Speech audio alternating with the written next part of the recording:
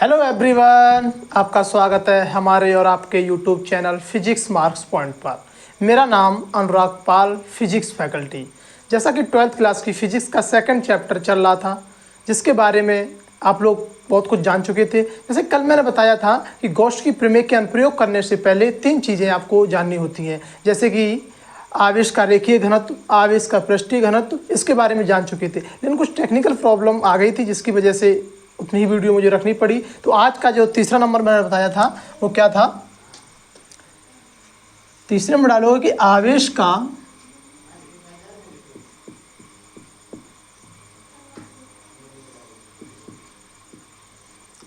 आयतन घनत्व। इसके बाद गॉस की प्रमेय के अनुप्रयोग स्टार्ट करेंगे, ठीक है।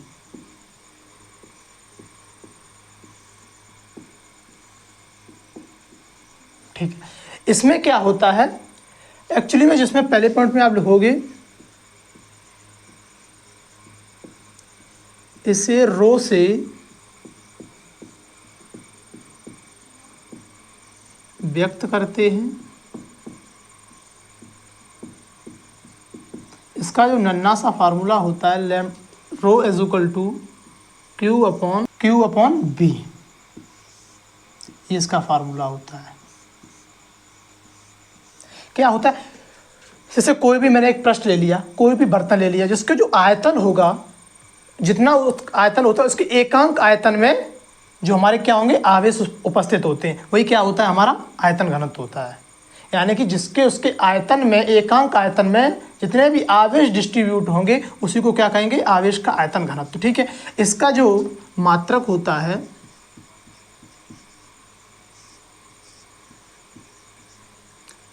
क्या होता है, मात्रक क्या बनेगा, Q अर्थात कूलाम। देखिए मेरा मतलब जो रहता है वो जितनी देर पढ़ी है अच्छे से पढ़िए, ठीक है। कूलाम, और इसका सेंटीमीटर क्यू, ठीक है। तो इसका मतलब क्या हो जाएगा, कूलाम प्रति सेंटीमीटर। हिंदी में लिख देता हूँ क्योंकि दो बार सेंटीमीटर क्यू, ठीक है। और इसके जो विमा होगी जा करके कितनी हो जाएगी, यानी कि 80 upon L Q, L minus 3 80, इसकी विमा हो जाएगी, ठीक है। नोट कर लीजिए आप लोग इसे। आई होप आप लोगों ने नोट कर लिया होगा, मैं साफ कर रहा हूँ।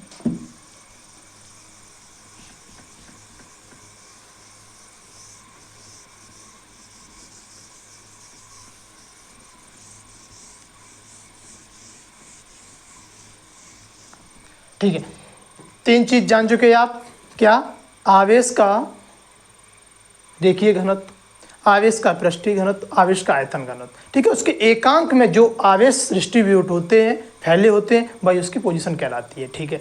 अब इसके बाद क्या होता है कि गॉस की प्रमेय, गॉस की प्रमेय के अनुप्रयोग क्या क्या हो सकते हैं, ठीक है। कहाँ पर हम गॉस की प्रमेय अप्लाई कर करके वहाँ पर हम वैद्युत क्षेत्र की तीव्रता निकाल सकते हैं। तो ठीक है, इसमें सबसे पहली जो हेडिंग आप लोग लगाओगे, एक समान रूप से आवेशित अनंत लंबाई के लिए, ठीक है,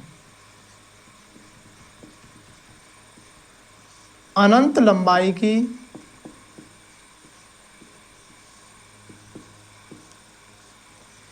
एक समान रूप से आवेशित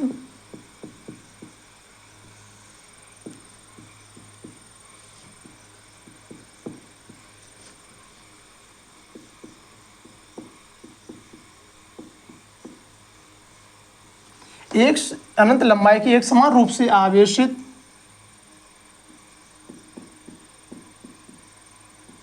चालक तार के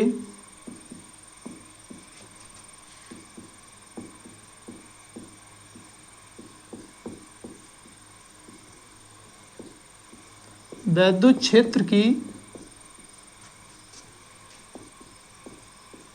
तीव्रता,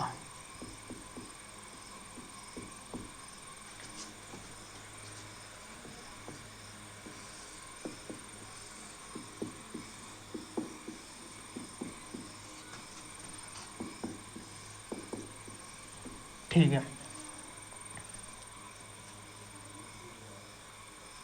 ठीक, तो इसमें क्या होगा, अनंत लंबाई की, इधर मैं कहाँ पे नहीं देख रहा है, मैं देख लेता हूँ एक बार। ठीक है, तो यहाँ पे बना लेता हूँ मैं। जैसे अनंत लंबाई की एक चालक तार ले लिया मैंने, ये क्या है, अनंत लंबाई की एक समान रूप से आवेशित चालक। आवेशित है उसमें क्या होगा, धनावेश यानी कि आवेश ले लिया।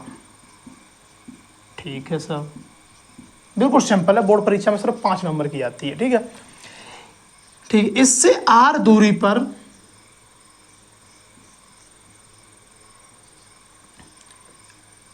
इससे r दूरी पर एक बिंदु P है।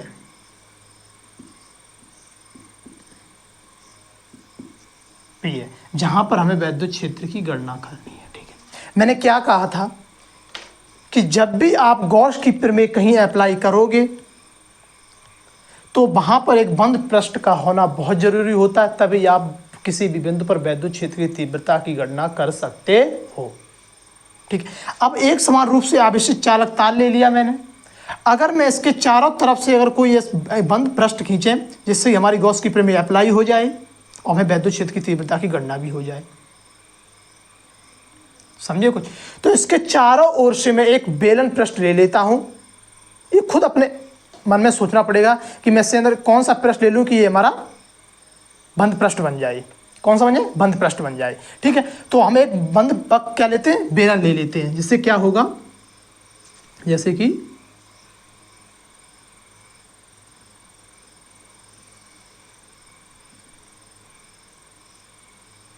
पॉइंट पे इधर बना देता हूं। ठीक है,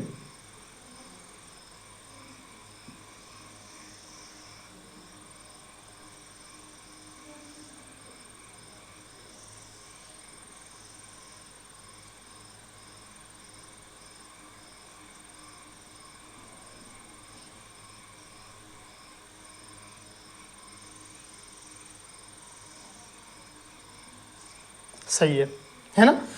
अब इसकी जो लंबाई जो थी, इस अनंत लंबाई की, एल तो मान लेता, एल लंबाई की थी मैंने एक मान ली। ठीक है, बिल्कुल सही है। अब समझो इसकी जो वैद्युत क्षेत्र की तीव्रता जो होगी वो इस डायरेक्शन में होगी। ठीक है, और जो उसका जो एरिया वेक्टर जो होगा वो किस तरह से होगा, इस तरह से डायरेक्शन से होगा, डी ए। ठीक है, तो एंगल कितना बना है, 90 डिग्री। ठीक है सर, बिल्कुल बढ़िया। और इसका जो एरिया वेक्टर जो होगा वो इस तरह से होगा, डी ए। और इसकी जो वैद्युत क्षेत्र की तीव्रता होगी वो इस कंडीशन से होगी। ठीक है, एंगल कितना बना, 90 डिग्री। ठीक है, और इसकी जो वैद्युत क्षेत्र की तीव्रता है वो इस कंडीशन में है, और इसका एरिया वेक्टर जो है ना वो भी इसी डायरेक्शन में है। ठीक है, तो यहाँ एंगल कितना बन गया, एक ही दिशा में हो गया, तो theta is equal to 0 degree. कुछ समझे के लिए तीनों पॉइंट। ठीक है, तो इसके लिए जो निकलेगा वो φ1 होगा, इसके लिए निकलेगा जो φ2 होगा, इसके लिए जो निकलेगा क्या, वैद्युत फ्लक्स, वो φ3 होगा। क्लियर इतनी चीज है ना, क्लियर। ठीक है, तो इसमें क्या लिखोगे, माना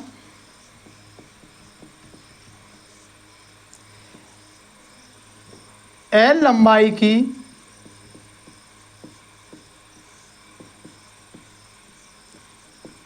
एक समान रूप से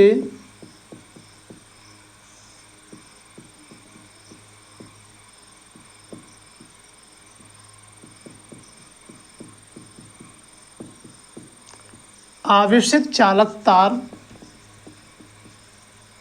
जिस तरह से मैं इसमें माना फलाना लिख रहा हूं उस तरह से आप हर डेरिवेशन में उसके आधार पर आप लिख सकते हो। ठीक है, तो माना एल लंबाई की एक समान रूप से आवेशित चालक तार है, जिससे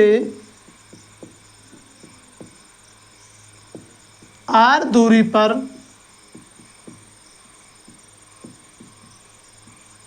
एक बिंदु P है, जिस पर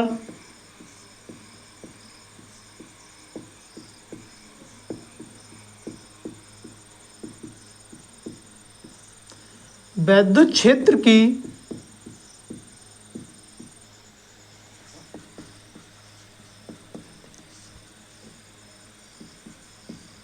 तीव्रता की गणना करनी है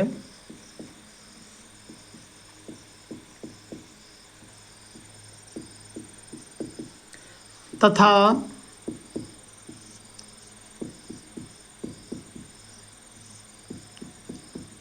चालक तार को बंद पृष्ठ,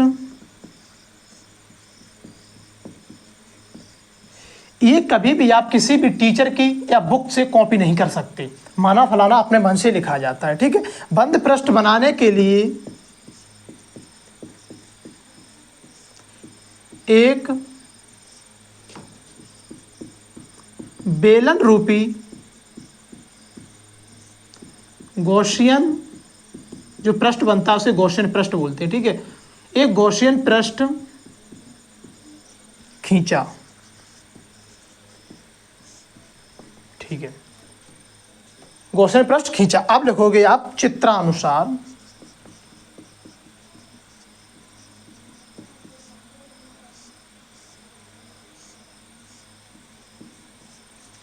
क्या लिखोगे? चित्रानुसार, ठीक है। तो सबसे पहले क्या करते हैं हम, इसके कारण निकालेंगे वैद्युत फ्लक्स, इसके कारण वैद्युत फ्लक्स निकालेंगे। तो देखिए पूरी चादर से गुजरने वाला कुल वैद्युत फ्लक्स ऐसे कार्य, पूरा बेलनाकार तो ना, बेलनाकार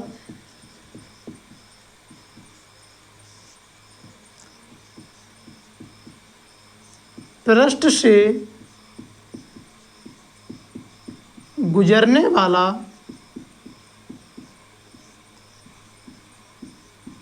कुल वैद्युत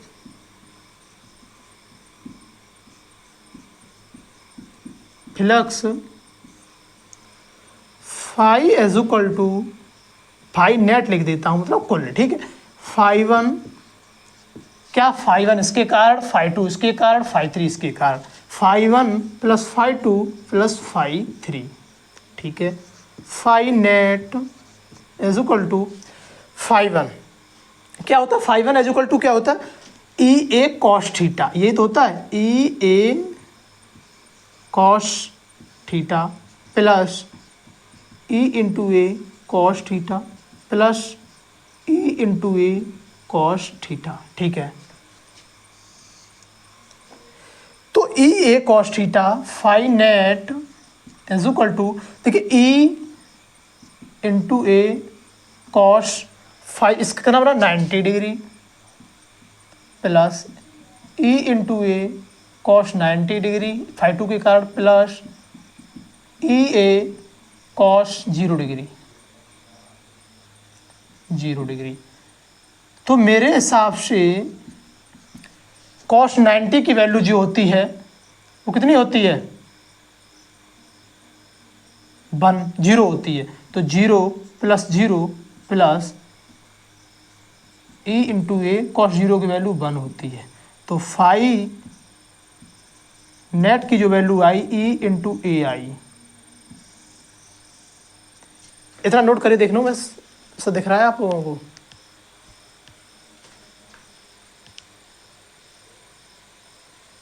ठीक है, तो इतना दिख नहीं रहा आपको, मैं साफ कर देता हूं, ठीक है। इतना, ये आपका क्या हो जाएगा यहाँ पर, फाई टू इधर लिखता हूं मैं, ठीक है, दिख नहीं रहा है, ठीक है। आप लोग नोट करिए, मैं साफ करूंगा ऊपर, ठीक है।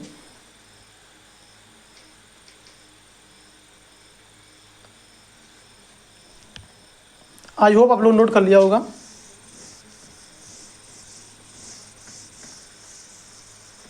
ठीक है, इतना ही साफ कर रहा हूं मैं। तो क्या निकला, phi net is equal to E A निकला, ठीक है, ई। अब फाई की जो वैल्यू होती है कितनी होती है, गॉस की प्रीमेसी,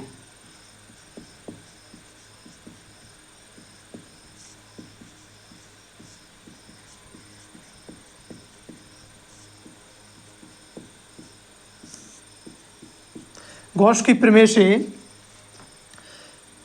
कितना होता है, phi Q upon epsilon naught is equal to E into ए,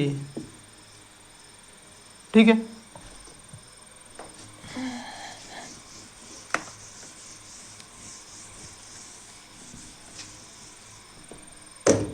ई, ठीक है। तो आप यहाँ पर किसकी वैल्यू निकालनी है, आपको ई की वैल्यू निकालनी है, तो आसान शब्दों में इस तरह से लिख लीजिए आप, ठीक है। तो E is equal to Q upon epsilon naught into A मतलब इसका होता है कि इसका बेलन का जो पृष्ठ है ना, क्योंकि एरिया ही तो होती है बेलन की, एरिया को तो लिया गया ए, तो मैं E is equal to Q upon epsilon naught into, इधर लिखता हूं मैं, जो E is equal to Q upon epsilon naught into A क्या होता है, पूरे बक मतलब इस एरिया का यानी कि बेलन का जो पृष्ठ होता है, तो बेलन का पृष्ठ जो आपने सुना होगा 2 पाई आर एच होता है। अब एच क्या, तो उसकी हाइट होती है, तो यहाँ पर मैंने हाइट कितनी ली, एल ली है, तो इसकी जगह मैं एल लिख सकता हूँ, ठीक है। तो ई इज इक्वल टू, देखिए इसको आप एक विधि से और कर सकते हो, किस विधि से, एक अवकलनवादी समाकलन विधि से कर सकते हो, लेकिन मैं समाकलन विधि से नहीं कर रहा हूँ, जिससे ये आपको आसान भाषा में अच्छे समझ में आ गया होगा, ठीक है। तो मैं जो डी ए लिया है तो उसको आप ए लिख सकते हो, ठीक है, ए वेक्टर, जहाँ जहाँ मैंने, वैसे मेरा इरादा वही करने का था, लेकिन मैंने आपको आसान शब्दों में बता दिया, ठीक है, दो बात करने की। तो Q अपॉन, इसको आप अच्छी तरह से लिख सकते हो, 1 upon 2 pi epsilon not Q upon R L, ये लिख सकते हो आप। कुछ मिस किया मैंने क्या, Q 2 pi epsilon not are L, ठीक है। तो इसे आप ऐसे भी लिख सकते हो, 1 upon 4 pi epsilon not Q upon R L,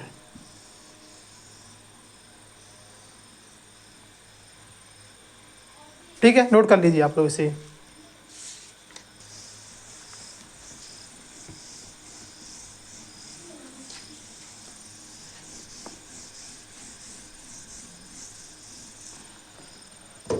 तो आपका फार्मूला क्या निकल के आया, E is equal to 1 upon 4 pi epsilon naught 2Q upon R L,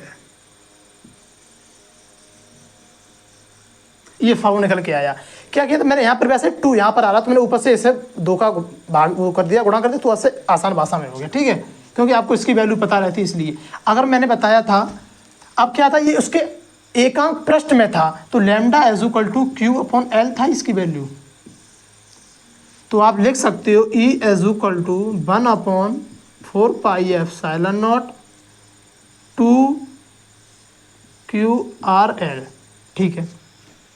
अब Q बाई एल की वैल्यू कितनी है, लैम्डा, तो E is equal to 1 upon 4 pi epsilon naught 2 lambda by R, इसे याद हमेशा याद रखोगे आप, ये इंपॉर्टेंट फार्मूला, ठीक है, नोट कर लीजिए फटाफट। मैं सब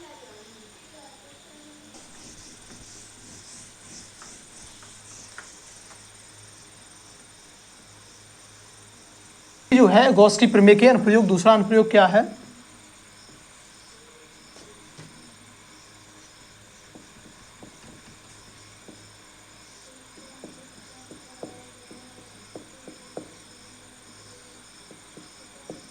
अनंत विस्तार की समतल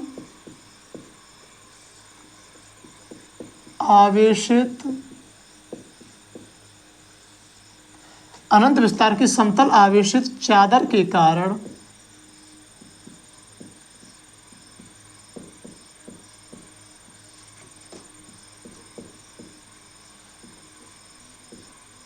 वैद्युत क्षेत्र की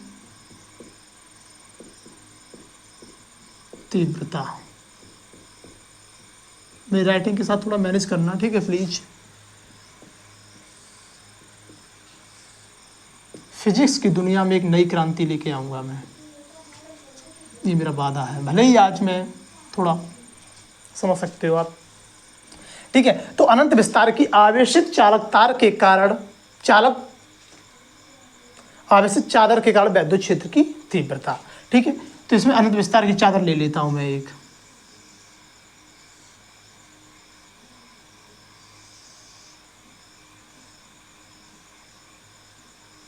ठीक है। अब क्या है, आवेशित चालक चादर है, तो मैं इसमें चादर आवेशित कर देता हूँ उसको।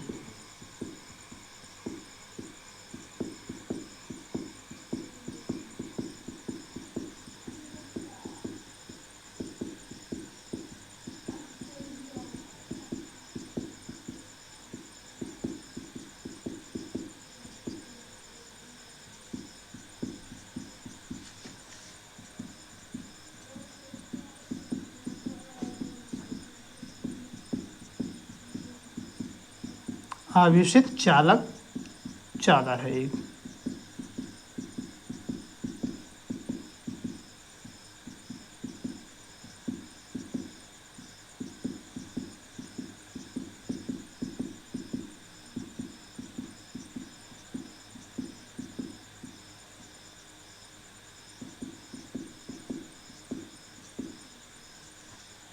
चादर ले ली मैंने।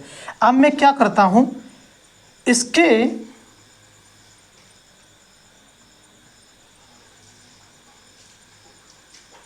आर दूरी पर एक बिंदु P है जहां पर हमें वैद्युत क्षेत्र की तीव्रता की गणना करनी है, आर दूरी पर। ठीक है, जब आर तो इसके पीछे अगर इसको बंद पृष्ठ अगर मुझे बनाना चाहिए, मैंने कहा गॉस की प्रमेय वहीं अप्लाई होती है जहां बंद पृष्ठ होता है, तो एक क्या मैंने एक बेलनाकार फिर लेना पड़ेगा मुझको। ठीक है, तो बेलनाकार लेने के लिए मुझे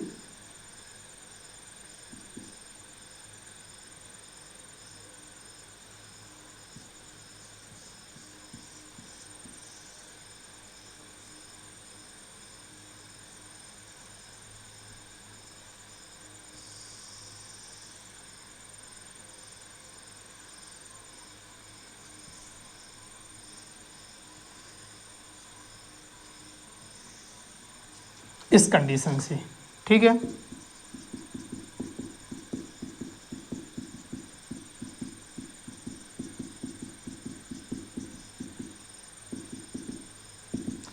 ठीक है, ये चालक ले ली। तो इसके मुझे इसका जो एरिया वेक्टर होगा यानी कि क्षेत्रफल जो होगा इस कंडीशन से होगा। ठीक है, जो इसकी विद्युत क्षेत्र की तीव्रता जो होगी, क्षेत्र की दिशा, वो भी इस कंडीशन से होगी। ठीक है, पहली कंडीशन। और इसकी जो वैद्युत क्षेत्र की तीव्रता होगी, वैद्युत क्षेत्र की दिशा, वो इस कंडीशन से, एरिया वेक्टर भी इसी कंडीशन से होगा इसका। ये कंडीशन बनेगी जाएगी। और इसकी इस कंडीशन से इसका वैद्युत क्षेत्र की तीव्रता की दिशा होगी और एरिया वेक्टर इसका इस कंडीशन से होगा। तो theta is equal to 90 degree, area vector theta is equal to 0 degree, phi 1 phi 2 phi 3। ये चीज़ अगर आपको समझ में आ गई तो मेरे हिसाब से सब कुछ समझ में आ जाता है। ठीक है, तो लिखेंगे, इसको मैं नामकरण कर देता हूँ A B C D। ठीक है, माना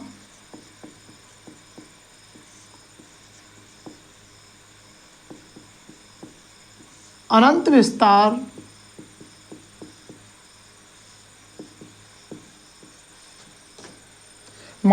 विस्तार की समतल आवेशित चादर ABCD है, जिसके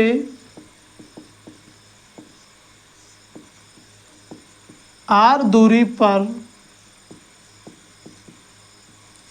एक बिंदु P है,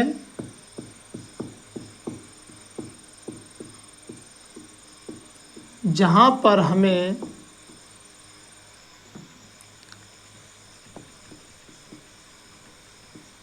वैद्युत क्षेत्र की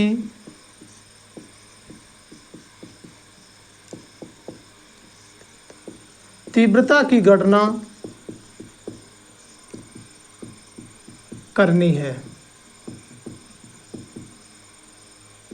गॉसियन पृष्ठ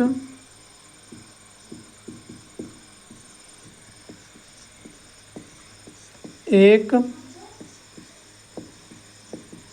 बेलन के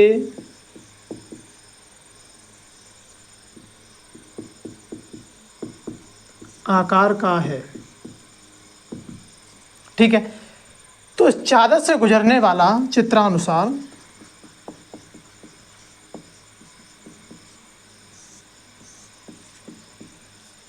फिजिक्स को एक सरल भाषा में सीखने के लिए तथा सारी फिजिक्स को एक ही बार में अपने दिमाग में उतारने के लिए हमारे चैनल से जुड़े रहिए। मैं यकीन दिलाता हूँ कि फिजिक्स आपकी सबसे शानदार होगी, चाहे वो आप कंपटीशन का एग्ज़ाम दे दिए जाके। ठीक है, क्योंकि धीरे धीरे मैं फिजिक्स की दुनिया में एक नई क्रांति लाने वाला हूँ। ठीक है, तो पृष्ठ बेलन के आकार का। ठीक है, तो चादर से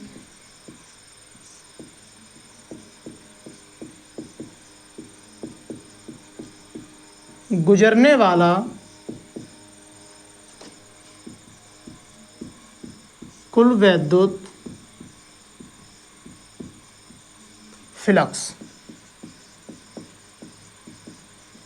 तो मैं क्या नेट फ्लक्स निकालता हूँ। Net flux is equal to φ1 plus φ2 plus φ3। देखिए, जो गॉस की प्रमेय के अनुप्रयोग हैं, उनके कारण वैद्युत क्षेत्र की तीव्रता निकालने की दो विधियां होती हैं। एक समाकलन विधि के द्वारा और एक सिंपल सी विधि जो मैंने आपको समझाई है। ठीक है, तो दोनों में से एक विधि जान लीजिए, चाहे वो विधि के लिए नंबर 5 मिलने वाले, चाहे आप इस विधि से निकालिए नंबर 5 मिलने वाले हैं। तो मैंने आपको सिंपल सी एक भाषा में समझाया। ठीक है, और समाकलन के कारण निकालना चाहो तो वो भी आसान है। ठीक है, कुछ नहीं, उसमें d वाला निकालना पड़ता है। ठीक है, तो लगाते हैं फाई नेट, तो φ1 के कारण तो E into A cos 0 plus E into ए φ2 के कारण cos 0 plus E into A cos 90। ठीक है, फाई नेट E दिख रहा है, 1 मिनट रुक जाओ। ठीक है, तो phi net is equal to E into A cos 0 की value 1 plus E into A और प्लस 0। ठीक है, यही रख देता हूँ मैं। तो phi net is equal to 2E into A. ठीक है, इतना आ गया हमारा। ठीक, मैं साफ करूँगा ऊपर, नोट करिए आप लोग एक बार। जब मैं साइड में हुआ करूँ तो आप वीडियो को रोक करके नोट कर लिया करो। ठीक है, ठीक, आई होप नोट कर लिया होगा।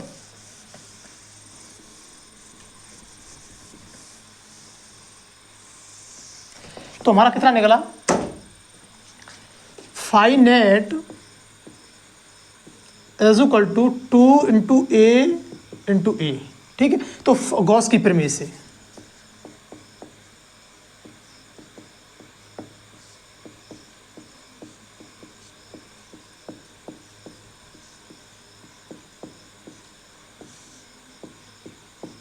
ठीक है, तो गॉस की प्रमेय क्या कहती है, phi Q upon epsilon naught is equal to 2 into A E into ए।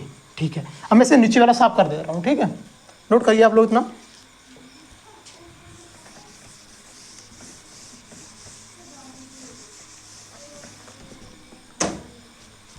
तो आपको E की वैल्यू निकालनी है, तो 2 इंटू ई इंटू ए। देखिए, कैलकुलेशन को भले ही आप ऐसे थोड़े स्टेप ज़्यादा कर लो, लेकिन बस समझ में आना चाहिए। ठीक है, Q upon epsilon not, E की वैल्यू हमको चाहिए Q upon 2 epsilon not A। इतनी वैल्यू आ गई आपकी Q। अब इधर देखिए, मैंने आपको बताया ये उसके पृष्ठ में है, उसमें लंबाई एक समान लंबाई था उसमें पहले वाले में, तो आपने लैम्डा बराबर Q/L लगा दिया था।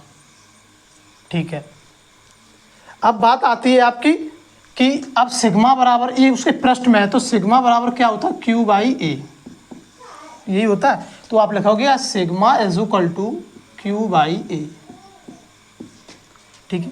तो Q बाई ए, तो इसकी जितनी वैल्यू है वो कितनी हो जाएगी A, तो A सिग्मा हो जाएगी, सिग्मा अपॉन 2 एप्सिलॉन नॉट।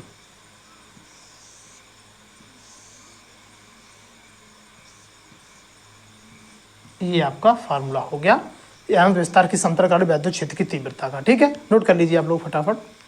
तो आज के लिए बस इतना रखते हैं। आपका ये परिवार है, चैनल को सब्सक्राइब कीजिए, शेयर कीजिए प्लीज़। ठीक है, तो आपकी अच्छी वीडियो ला के देता रहूँगा। जय हिंद, जय भारत।